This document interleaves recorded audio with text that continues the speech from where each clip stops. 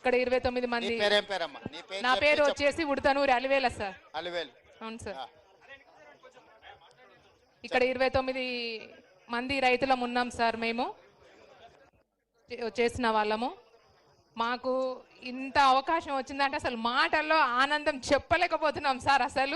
అసలు మిమ్మల్ని చూస్తున్నందుకు నాకు ఒక దేవుణ్ణి చూసినట్లే ఉంది. అసలు పడుకుంటే అసలు మీ ఫేసే గుర్తుకొస్తుంది సార్. నాకు నిజం చెప్పాలంటే అసలు నాకు మాటలు రావట్లేదు మిమ్మల్ని చూస్తుంటే.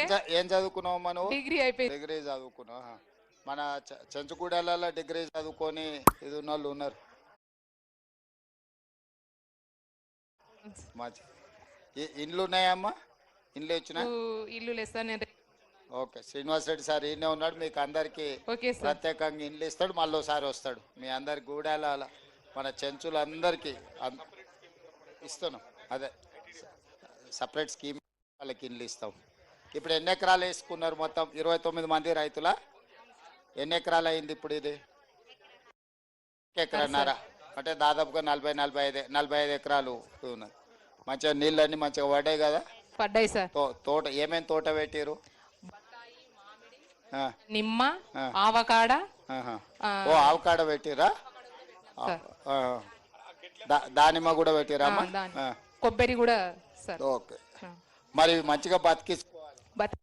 బట్టి విక్రమార్క సార్ బాగా ఆలోచించి మీకు గారు, మా కలెక్టర్ సార్ గారు, మా కమిషనర్ శరత్ సార్ గారు, మా పిఓ సార్ గారు, వీరందరి ఆధ్వర్యంలో మాకు ఇంత ముందుకు తీసుకెళ్ళి మమ్మల్ని ఇంత అభివృద్ధి పరుస్తున్నందుకు చాలా చాలా సంతోషంగా ఉంది. అసలు సార్ వాళ్ళందరూ ఇక్కడికి వచ్చేస్తుంటే ఏం చేస్తారు అనేది ఆలోచన ఉండిపోయింది.